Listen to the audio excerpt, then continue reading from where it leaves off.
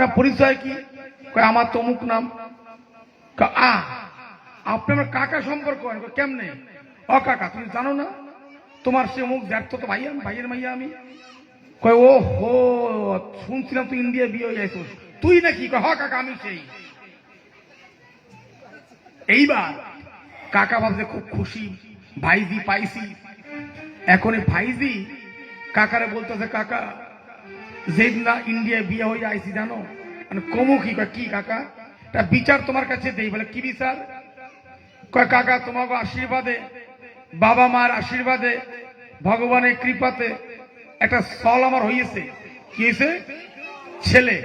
তা ছেলে হয়েছে, কিন্তু কাকা জানো সমস্যাটা কোথায়? বলে কি? বলে আমি চাইছি তোমার নাতিকে পৈতা দিয়ে বাউন করবো, আর তোমার জামাই কয় কি? কি কয়? হোস কাটতে মুসলমান করবে। কে মুখ পুরি কষ কি? হ কাকা আমি কস্তি পৈতে দিয়ে বাউন করবো, আর উনকে কাটতে মুসলমান করবে। আর কাকা তুমি কি করবো? তুমি বিচার দাও। কাকায় কয় কি, এ বুসি তোর বিচারে বিচারে কাম নাই, তুই আমারে বিচার দে, আমি কোথায় যাবো? আগে খেলাম উত্তরাইটা, এখন খেলাম মোল্লার ঘরে। এখন তুই গয়ে যায় পিণ্ড দেবো না মক্কায় যে নামাজ পড়বো?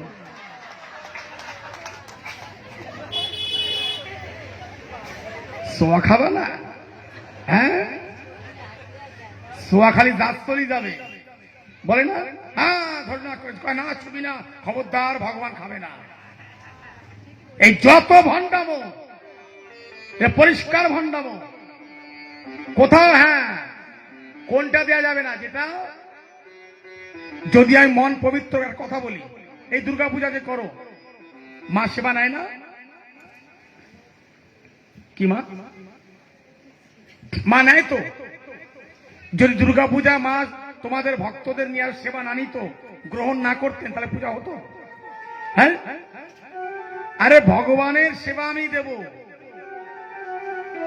দীক্ষা আমি নিয়েছি কি দীক্ষা না নিয়েছি ওটা পরের বিষয়, আমি গুরু আশ্রয় করেছি কিনা পরের বিষয়। আর এটাও জেনে রেখে দাও, যখন তোমায় কোনো গুরুদেব বলবে দীক্ষাটা আজকেই নিয়ে নাও, বাবা ডালমে কুচ, কানের মধ্যে ফিস ফিস মাছ গেলে, কানের মধ্যে ফিস ফিস মাছ গেলে চান্দা দিস। তার থেকে জীবনে গুরু করে না, কোনো পাপ নাই। আমি বলে যাচ্ছি, আমি বলছি জীবনে গুরু করো না, কোনো পাপ নেই। মাতা পিতাকে গুরু বরণ করো, মাতা পিতাকে যোগ্য সম্মান দাও। যে গুরু তোমাকে জগতে নিয়ে এসছে তার সেবা পূজা করো। আজকাল দেখা যায় মাতা পিতা দাঁড়িয়ে আছে, গুরুদেব বাড়ি এসছে, প্রভু বাড়িতে এসছেন, মহারাজ বাড়িতে এসছেন, গোসাই বাড়িতে এসছে, সুন্দর সোফায় বসিয়ে কাঁসার থালায় তেল মালিশ করে, হ্যাঁ ঘটি দিয়ে জল টল ধোয়াইতে এমন ধোয়ালো মালিশ করে, চরণ জল করতে হয় না, খাতি হয়, আবার খাচ্ছে, মানে স্বর্গে যাবে আর কি ওই চরণ ধোয়া জল খেয়ে। যদি প্রশ্ন করা হয়, ও বন্ধু, যে গুরু তোমাকে জগতে আনলো, তুমি তার পা ধোয়া জল কবার খেয়েছো? প্রশ্ন আসবে না? আসবে তো। তাই বলছে মাতা গুরু, পিতা গুরু, গুরু জ্যেষ্ঠ ভাই, তার থেকে অধিক গুরু ভজন করিলে পাই। ওরে পাগল, যদি তাই না হতো তাহলে কার্তিক আর গণেশ তো পরিক্রমা করতে গেছিল। হ্যাঁ, কার্তিক বিশ্ব ব্রহ্মাণ্ড ভ্রমণ করছে, আর গণেশ করলো কি? ওই মাকে 108টা পরিক্রমা করে মার কোলে বসে গেল। মা বলল কি, ওরে কার্তিক শোন, এখনো তোর ভুল চিনতে পারিসনি, তুই বিশ্ব ব্রহ্মাণ্ড ভ্রমণ করতে গেছিস, তোর জীবনে কিছু হবে না, তুই অহংকারেই শেষ হয়ে যাবি। সবার প্রথম কার পূজা হবে? গণেশের পূজা হবে। অত সহজ নয় বাবা। হ্যাঁ, সম্মান অবশ্যই করো। মহাপ্রভু কি বলেছেন? যার কপালে তিলক দেখবে, কণ্ঠে তুলসী, তাকে শ্রদ্ধা সম্মান করো। তা বলে এটা নয় নিজেকে জাহির করো আমি বৈষ্ণব, আমি সাধু, আমি জ্ঞানী, আমি পণ্ডিত, এটা নয়। আমার যদি ভক্তি শ্রদ্ধা থাকে, শোনো, যদি মনের মধ্যে কপট থাকে, তাহলে তুমি যতই তুমি ওগুলোকে মেনে চলো, ওই ধরবো না, ছোবো না, খাবো না, ভগবানের প্রসাদ হবে না, ওটা খেলেও তোমার কিন্তু অম্বল গ্যাস হয়, পাতলা পায়খানা হবে না নিশ্চিত। কি ভুল বলছি নাকি? যদি মন পরিষ্কার থাকে, যদি আমার গুরুর কৃপা থাকে, যদি আমার ভজনের জোর থাকে, যদি আমার মাতা পিতার আশীর্বাদ থাকে, তাহলে হজম আমার হবে, কোনো ভয় নাই। আই ভজন না করি, সাধন না করি, গুরু কৃপা না থাকে, গোবিন্দ কৃপা না থাকে, তাহলে প্রসাদ খেলেও আমার কিন্তু পাতলা পায়খানা হবে, এতে কোনো সন্দেহ নাই।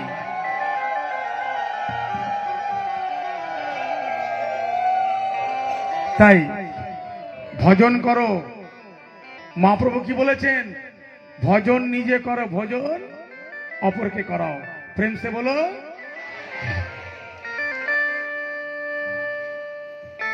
এটা তোমরা এখন বিচার করো নাকি? করো না তো? না না, সুভাষ গ্রামবাসী খুব ভালো মানুষ। যাই হোক, এইবার সুখদেবজি বলছে, রাজেন, আজ ভগবান এইভাবে জীবকে শিক্ষা দিয়ে, এবার সেই হঠাৎ মনে পড়লো মুরলি টান করছেন, ধ্বনি করছেন। কেন? না শ্রীমতী রাধারানীর কৃপা নেওয়ার জন্য। ভগবান মুরলি ধ্বনি করছেন, আর শ্রীমতী রাধারানী কোথায় বসে? বর্ষণায় বসে তার শুনতে পাচ্ছেন।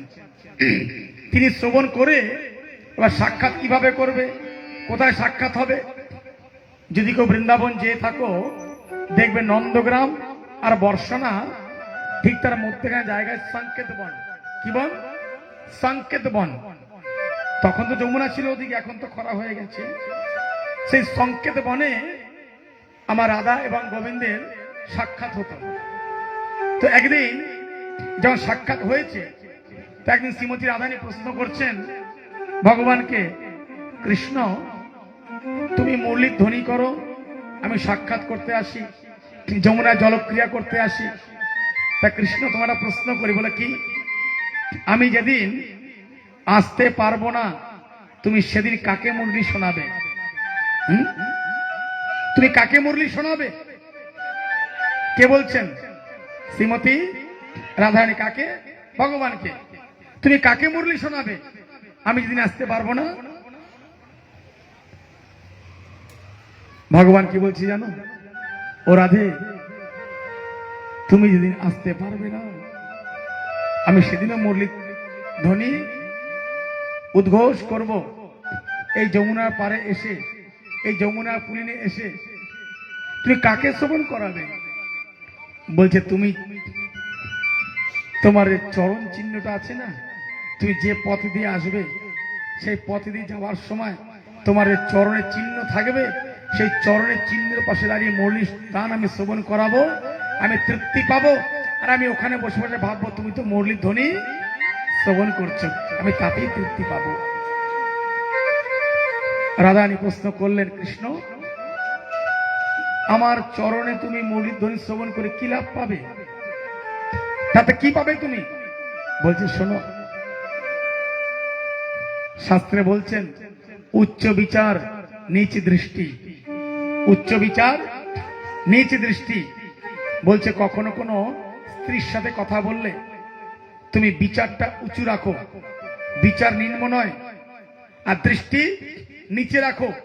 শাস্ত্র বলছে যদি কোনো স্ত্রীর সাথে পর স্ত্রীর সাথে কথা বলার সময় তুমি কথা বলছো, আলাপ করতেই পারো, যদি বিন্দু মাত্র তোমার মধ্যে কোনো কামিনী কাঞ্চনে ভাব জাগৃত হয়েছে, ওই তোমার সব শেষ হয়ে যাবে। তাই বলছে উচ্চ বিচার, বিচার তুমি উঁচু রাখো, দৃষ্টি নিচে রাখো, অর্থাৎ কার দিকে? চরণের দিকে। তাই তোমার চরণে সব শক্তি আছে। তাই আমি প্রার্থনা করি, রাধে राधे तेरे चरणों की पग धूल जो मिल जाए, सच कहती हूँ तकदीर बदल जाए, राधे तेरे चरणों की पग धूल जो मिल जाए। ये मन बड़ा चंचल है, कैसे तेरा भजन करूं, ए मन बड़ा चंचल है कैसे तेरा भजन करूं नेके बूंद जो मिल जाए नेके बूंद जो मिल जाए तकदीर बदल जाए राधे तेरे चरणों की श्री राधे यदि একটু বুঁদ পাওয়া যায় সব শান্ত হয়ে যায় এই জগৎ তো তোমার কৃপার জন্যই তো আর পাচ্ছে না ও রাধে তাই তোমার কাছে বিনম্র প্রার্থনা তুমি কৃপা করো যেন এক জন্ম নয় জন্ম জন্মান্তর আমি তোমায় যেন মুরলীর ধ্বনি তোমার চরণে শ্রবণ করাতে পারি আর সত্যি কথাই তো আমরা কার ধ্যান করি কিসের ধ্যান করি কিসের জন্য করি ওই তাকে পাওয়ার জন্য রাধারানী কে রাধারানী কোনো সাধারণ কিছু নয় তিনি সর্বশক্তি এমন কোন শক্তি নেই যে তার মধ্যে বিরাজ করে না তুমি দেখবে লক্ষ্য করে যখন তুমি ঘরে বসে একা একা ধ্যান করবে শ্রী রাধে শ্রী রাধে শ্রী রাধে শ্রী রাধে শ্রী রাধে শ্রী রাধে 2-4-10 মিনিট করার পরে তোমার একটা আলাদা ফিলিংস তৈরি হবে কি তৈরি হবে ওটা কিভাবে হবে আমি আর এই জগতে নেই আমি আছি কোথায় সেই বৃন্দাবনে যমুনা পুলিনে বর্ষনাতে আমার কিশোরীজির শ্রীচরণে সুখদেবজি বলছে রাজেন এই জীবকে প্রার্থনা করা উচিত হে রাধারানী আমার কিছু লাগবে না আমার জীবনে কিছু প্রয়োজন নেই তুমি সব দিয়েছো তুমি সকল কিছু দিয়েছো কোনো খামতি নেই কিন্তু খামতি আর কমতি একটা বস্তুতে আছে বলে কি তোমার যুগল চরণে কৃপা তাই রাধে গো জীবনে যত প্রকার শাস্তি আছে দাও যত প্রকার দুঃখ বেদনা আছে দাও সহ্য করব কিন্তু যেন যুগল চরণ আমাকে ছাড়া করে দিও না তার থেকে বড় দুঃখ আর কিছু হতে পারে না আজ এইভাবে ভগবান মুরলীর ধ্বনি শ্রবণ করিয়ে রাধারানীকে প্রার্থনা করলেন প্রার্থনা করে ফিরে গেলেন হঠাৎ একদিন সকল গোপীরা একত্রিত হয়ে প্রার্থনা করছেন যে দেখো আমরা যার সাথে প্রেম করলাম কার সাথে কৃষ্ণের সাথে তো আমাদের মনে বাসনা বা ইচ্ছা একটু তার সাথে নিত্য লীলা করব আস্তে এবার একটা জিনিস জেনে রেখে দাও আজকে ভগবান যত লীলা করেছেন কোনো সংখ্যা নেই ভগবান অনন্ত তার নাম অনন্ত তার লীলা অনন্ত তার ধাম অনন্ত তার নাম অনন্ত তার রূপ অনন্ত সবই অনন্ত কোনো সংখ্যা নেই আজকে যে সুখদেবজি বলছে রাজেন গোপীরা প্রার্থনা করছেন যে দেখো আমরা তাকে পাবো তিনি কথা দিয়েছেন আমরা তাকে পাবো তিনি আমাদের পাবে তাহলে পেতে গেলে কি করতে হবে বলছে পূর্বের নিয়ম ছিল যে কিছু শুভ কর্ম করতে দেবী পূজা করতে হয় জানা আছে তো তোমাদের প্রথা আছে কিনা জানি না আগেকার নিয়ম ছিল বাড়িতে কোনো বিবাহ হলে তার পূর্বে দেবী পূজা করতে হতো আছে না কেউ কালী পুজো করে কেউ ওটাই বেশি করে যে কোনো দেবী পূজা এখন ব্রজের গোপীরা ভগবানকে পাবার জন্য যোগমায়া যোগেশ্বরী ধ্যান করছেন কিভাবে? মা যোগেশ্বরী যোগমায়া তুমি কৃপা করলে তুমি যোগাযোগ করিয়ে দিতে পারো। এই ভাবনা নিয়ে আজ সকল গোপীরা রাজেন যোগমায়াকে প্রার্থনা করছেন। কাত্যায়নী মহামায়ে মহাযোগে নদীশ্বরী নন্দে গোপ সুতে দেবী पति में कुरुते नमः। कात्यायनी महामाये महायोगे नदीश्वरी नंद गोप सुते देवी पति में कुरुते नमः। सकल गोपीरा माয়ের কাছে প্রার্থনা করলেন। এই যে কাত্যায়নী মা, তা জেনে রাখো, মায়ের যে 51 পীঠ, যাকে আমরা চলতি ভাষায় বলি সতীপীঠ বলি, তো এই মায়ের 51 পীঠের একটি পীঠ হল বৃন্দাবন ধামে। সেটা কি? কেশ। মায়ের কেশ পড়েছিল, তাই নাম পড়লো কি? কাত্যায়নী।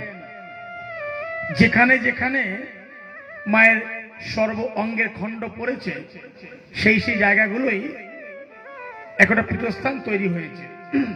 এবং সমগ্র ভারতবর্ষের মধ্যে সব থেকে বেশি পীঠস্থান হচ্ছে তোমাদের পশ্চিমবঙ্গে বীরভূম জেলাতে। ওখানে আছে 5টা পীঠ। কটা? 5টা। ভাগ্যচক্র এবং তার পাশে আরেকটা স্থান আছে, যদিও পীঠ নয়, সাধনার জায়গা, সেটা হলো তারাপীঠ। তারাপীঠ থেকে 3 কিলোমিটার গেলেই একচক্রা গ্রাম, যেখানে শ্রীমান নিত্যানন্দ মহাপ্রভুর জন্মস্থান। ওখান থেকে আরেকটু গেলেই মা লক্ষ্মীর স্থান, যেখানে নিত্যানন্দ মহাপ্রভু মা লক্ষ্মী ভিক্ষা চেয়েছিলেন, ভিক্ষায় দাঁড়িয়েছিলেন, মহাপ্রভুকে ভিক্ষা দিয়েছিলেন। ফ্রেন্সে বলো। এই যে সতীর 51 খণ্ড, এটা কবে হয়েছিল সকলে জানো? কবে হয়েছিল জানা আছে তো? হ্যাঁ, দক্ষ যজ্ঞ। এই দক্ষ যজ্ঞ করেছিল কেন জানো? অহংকারকে চূর্ণ করার জন্য। এই প্রসঙ্গে আসি। যারা পরিষ্কার বলি, 4 ঠ্যাং খাও। কয় ঠ্যাং? 4 ঠ্যাং। ভগবান বলছেন, যে বস্তু ভগবানকে নিবেদন করা হয় না, যে বস্তু ভগবান আহার করেন না, তার সেবায় লাগে না, সেই বস্তু গ্রহণ করলে তাকে বলা হয়েছে নররাক্ষস বলে। বোঝা গেল? কেন? যখন দক্ষ যজ্ঞতে ভগবান শিবকে আহ্বান করেনি, আমি গতদিন বলেছিলাম, আসতে বলেছিলাম যে একটা স্ত্রী তার পতিকে অপমান করে, তার স্বামীকে না জানিয়ে, তার স্বামীকে অবজ্ঞা করে যদি কোনো কর্ম করে, তা বিফল হয়, সফল হয় না। তুমি যাই করবে না কেন। তো আজ সকলকে নিমন্ত্রণা করেছিল, কিন্তু ভগবান শিবকে নিমন্ত্রণা করেনি। কেন করেনি? উদ্দেশ্যটা কি? না, ভগবান শিবের সাথে দক্ষ রাজা বদলা নেবেন। কি বদলা? এক বিশাল সভার আয়োজন করেছিলেন। সেই সভাতে সভাপতিকে দক্ষ রাজা, সবাইকে নিমন্ত্রণ করেছেন, ভগবান শিবকে নিমন্ত্রণ করেছেন।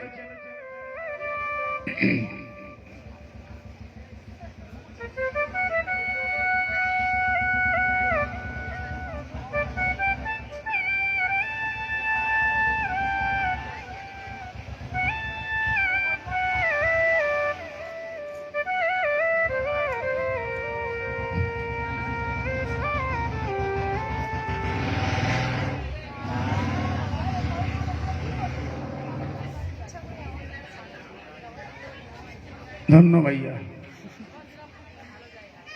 চলো। জয়সে হারি ইচ্ছা।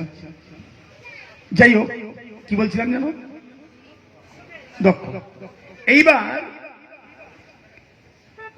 দক্ষরা যখনকার রাজা, অপরাধ কি ছিল ভগবান শিবের? ভগবান শিব সবার শেষে গেছেন, গিয়ে তিনি কাউকে প্রণাম আর করেননি। তিনি তার সিংহাসনে বসেছেন, এবার সবাই ওনাকে প্রণাম করছে। দক্ষ রাজা চিন্তা করলো মনে মনে, এই সবার রাজা হচ্ছে আমি, সবাই আমাকে প্রণাম করছে, আর ওই এক আপদ শ্মশানে পড়ে থাকে, ভাঙ বটুরা খায়, আমি আমার মেয়ের জীবনটা শেষ করে দিলাম। হ্যাঁ, দেখো কোনো সভ্যতা নেই, ভব্যতা নেই, আমায় প্রণাম করলো না, আমাকে অপমান করলো শ্বশুরের। এই ভেবে নিয়ে দক্ষ রাজা ভাবে বদলা আমি নিয়েই ছাড়বো। এই বদলা নেওয়ার জন্যই তিনি করলেন কি, এক যজ্ঞের আয়োজন করলো। এই স্থানটি কোথায়? হরিদ্বারে, কঙ্খলে। যারা যাবে দর্শন করে আসবে। এইবার সেই যজ্ঞের আয়োজন করলেন। ওই যজ্ঞেতে সবাইকে নিমন্ত্রণ করেছে, কিন্তু সতীকে, পার্বতীকে নিমন্ত্রণ করেননি। অপমান প্রতিশোধ নেওয়ার জন্য। কথায় বলে না, ভগবানের কখনো প্রতিশোধ নেওয়া যায় না। সবাই যাচ্ছে, মা পার্বতী কিন্তু যায়নি। যখন নারদজি বললেন, দেবী তোমার নিমন্ত্রণ নেই মা, বলছে না, আমায় নিমন্ত্রণ করেনি। শোনো, তুমি বাবাকে পারমিশন নিয়ে তুমি চলে এসো। মা পার্বতী করলেন কি, ভগবানকে প্রশ্ন করছেন, প্রভু বাবার তো বয়স হয়ে গেছে, এখানে শিক্ষা নাও। মায়েদের বলছি কি করা কর্তব্য, কি করা প্রয়োজন। মা পার্বতী বলছেন ভগবান শিবকে, প্রভু বাবা তো বয়স হয়ে গেছে, হয়তো ভুলে গেছে, বোধগম্য তো নেই, বৃদ্ধ হলে যা হয়। তো বাবা বিশাল যজ্ঞের আয়োজন করেছে, আমরা যাই, আমি যাই। ভগবান শিব অন্তর্যামী, তিনি সবই জানেন। বলছে, শোনো দেবী, নিয়ম হচ্ছে বিনা নিমন্ত্রণে অনুষ্ঠানে গেলে অপমান হতে হয়। যেখানে স্বামীর সম্মান নেই সেখানে তোমার যাওয়াটা একদমই উচিত নয়, তাই তুমি যেও না। আবার পার্বতী বলছেন, না না, যাই না, যাওয়া উচিত, যেও না, যাই না, যেও না। যখন 3 থেকে 5 বার যাও না, যেও না বলা হলো, মা পার্বতী ওনার আদেশকে অমান্য করে, আমি চললাম, তুমি যাও চাই না যাও। ভগবান শিব কি বললেন, যাও। এই যে যাও বলে দিল, সেদিন থেকে আজও প্রথা, যখন কোনো ব্যক্তি বাড়ি থেকে বেরোয়, সে বাড়ির লোককে বলতে নেই যাও, কি বলতে হয়, আসো। এসো মানে ফিরে এসো, যাও মানে যাও। শব্দটা কি হলো, অমঙ্গল হয়ে গেল। যাও। ভগবান তো জানেই অন্তর্যামী। সতী পৌঁছালেন যজ্ঞক্ষেত্রে, সবার আসন রয়েছে, কিন্তু ভগবান শিবের আসন সেখানে নেই। কিন্তু যজ্ঞের মালিক কিন্তু ভগবান শিব স্বয়ং। ওই দেখে মা পার্বতী লজ্জিত হলেন। সবাই সবার সাথে আলাপ কথাবার্তা বলছেন, কিন্তু মা পার্বতীর সাথে কেউ কথা বলছে না। এমনকি তার পিতাও না। তার মা বলছেন, তুই কেন আসলি বেটি, যখন তোকে নিমন্ত্রণ করেনি, তোর আসার প্রয়োজন কি ছিল? কে বলছেন? মা। মা সতী চিন্তা করছে মনে মনে, সত্যি তো আমি স্বামীর কথা অমান্য করে এসেছি। এই ভেবে নিয়ে ক্রোধিত হয়ে তখন তিনি, তার দেখবে অনেক মহিলারা ওই রেগে গেলে আঙুল দিয়ে মাটি খোরে না, মাটি গজরায় না। আজ মা পার্বতী ক্রোধিত হয়ে অগ্নিকে আহ্বান করলেন। আহ্বান করে মাটি থেকে অগ্নি প্রকট হয়ে নিজের দেহ নিজে কি করলেন, অগ্নি প্রজ্বলিত করে সোহা হয়ে সমাপ্ত করে দিলেন। সরগর মেচে গেল। ভগবান শিবের কাছে খবর গেল, আরে পার্বতী তো আগুনে পুড়ে আত্মহত্যা করেছে, দেহ ত্যাগ করেছে। এই শোনা মাত্রই ভগবান শিব করলেন কি, তার জটা দিয়ে প্রকট করলেন বীরভদ্রকে। কাকে? বীরভদ্রকে, এই বীরভদ্র যাও এক্ষুনি গিয়ে যজ্ঞ তছনছ করে দিয়ে এসো। বীরভদ্র আসলেন, এসে যজ্ঞকে তছনছ করে দিয়ে গেলেন। এবার উপায় কি? যজ্ঞ খণ্ড হয়ে গেছে, যজ্ঞ খণ্ডিত হয়ে গেছে, যজ্ঞ পূর্ণ করতে হবে। পূর্ণ হবে কেমন করে? উপায় তো নেই। তখন সকল দেবতারা গিয়ে ভগবান শিবের কাছে প্রার্থনা করছে, প্রভু তুমি চলো,